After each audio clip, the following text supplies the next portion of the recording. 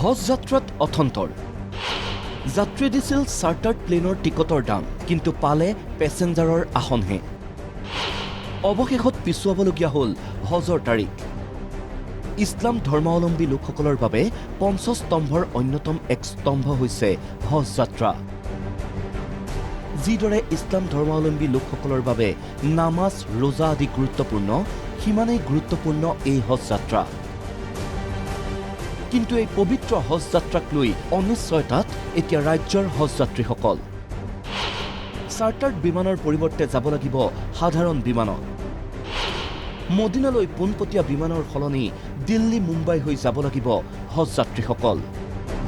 ইয়াৰ পিছতে বিভিন্ন প্ৰতিক্ৰিয়াৰ সৃষ্টি হৈছে।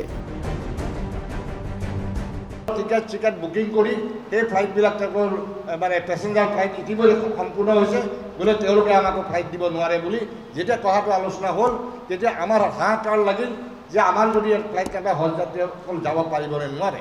আমি এনেকৈ ফ্লাইট দিব নোৱাৰিম। যদি পেছেঞ্জাৰ ফ্লাইট আমাৰ ৰেগুলাৰ ফ্লাইটত যায়, সেইখিনি ব্যৱস্থা আমি কৰি দিয়াৰ ব্যৱস্থা কৰিম। যাবলৈ ওলোৱা যিবিলাক আমাৰ হজ যাত্ৰী, তেওঁলোকক মানসিকভাৱে আঘাতপ্ৰাপ্ত নকৰি বা পিছুৱাই নানি তেওঁলোকক এনকাৰেজ কৰি আমি যাতে সফলতাৰে আমাৰ আল্লাহৰ ঘৰলৈ পবিত্ৰ মক্কা আৰু মদিনালৈ পঠিয়াব পাৰোঁ, তাৰ বাবেহে আমি প্ৰচেষ্টা হাতত ল'বৰ কাৰণে এনেধৰণৰ গোটেই বিষয়টো আৰম্ভ কৰিছোঁ।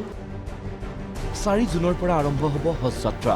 উত্তৰ পূৰ্বাঞ্চলৰ 6597 গৰাকী হজ যাত্ৰী ৰাওনা হ'ব মক্কা অভিমুখে। অসম চৰকাৰৰ ৰাজ্যিক হজ কমিটি, অসম আৰু উত্তৰ পূৰ্বাঞ্চলৰ হজ যাত্ৰী অভ্যৰ্থনা কমিটিৰ যৌথ উদ্যোগত অনুষ্ঠিত এক সংবাদমেল যোগে এই কথা সদৰি কৰে সমিতিৰ অধ্যক্ষ নেকিবুৰ জামানে। আমাৰ 6597 জন হজ যাত্ৰী আমি অসম তথা যুটীয়া ৰাজ্যিক হজ কমিটিৰ তৰফৰ পৰা আমি মক্কা আৰু মদিনালৈ প্ৰেৰণ কৰিম। তাৰে 2481 জন দিল্লীৰ জৰিয়তে জিদ্দালৈ যাব আৰু 3321 জন মুম্বাইৰ জৰিয়তে জিদ্দালৈ যাব। আৰু কলিকতাৰ পৰা আমাৰ 288 জন হজ যাত্ৰী ইয়াৰ পৰা কলিকতা আৰু কলিকতাৰ পৰা তেওঁলোকৰ এমাৰ্গেশ্যন কেলকাতা কৰিছে। সেইখিনি বৰাক উপত্যকাৰ প্ৰায় সংখ্যক বৰাক উপত্যকাৰ তেখেতলোকে আমাৰ অন্তৰ্গত হৈ এমাৰ্গেশ্যন তাত কৰিছে আৰু তেওঁলোকে তাৰ পৰা তেওঁলোকে প্ৰত্যক্ষভাৱে জিদ্দালৈ যাব। ইপিনে হজ যাত্ৰীসকলক আদৰিবলৈ সাজু গুৱাহাটীৰ হাজী মুছাফিৰ খানা। হাজী মুছাফিৰ খানাত হজ যাত্ৰীৰ বাবে থকা খোৱাৰ ব্যৱস্থা।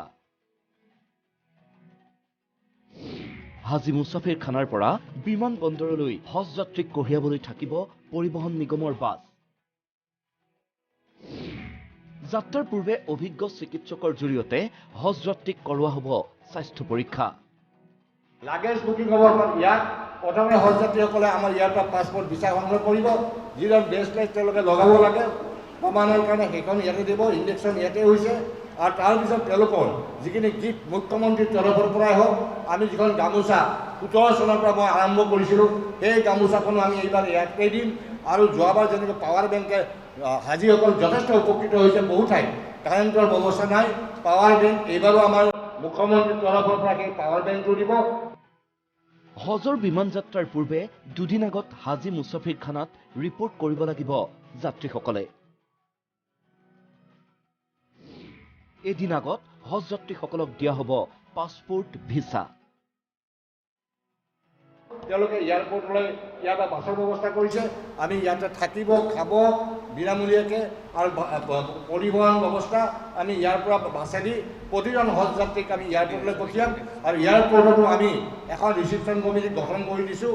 তাত সকলো ডিপাৰ্টমেণ্ট, তাতে আপোনাৰ ভিছা পাছপৰ্ট দিয়াৰ লগে লগে তাত হেৰি কাৰ্ড সোমাই যোৱা মানে যিটো কাৰ্ড লাগে, বৰ্ডিং পাছ তাতেই দিব। হজ যাত্ৰীসকলক উদ্দেশ্যে 3 জুনৰ সন্ধিয়া 6:30 বজাত হাজী মুছাফিৰ খানাত সম্বৰ্ধনা কাৰ্যসূচীৰো আয়োজন কৰিছে উত্তৰ পূৰ্বাঞ্চল হজ যাত্ৰী অভ্যৰ্থনা সমিতিয়ে। কিন্তু হজৰ তাৰিখ সলনি কৰাক লৈ প্ৰতিক্ৰিয়াৰ সৃষ্টি হোৱাৰ লগতে চিন্তিত হজ যাত্ৰীসকল। ভিডিঅ' জাৰ্নেলিষ্ট দীপ বায়নৰ সহযোগত লক্ষ্যজিৎ বৰুৱাৰ ৰিপৰ্ট, NKTV+।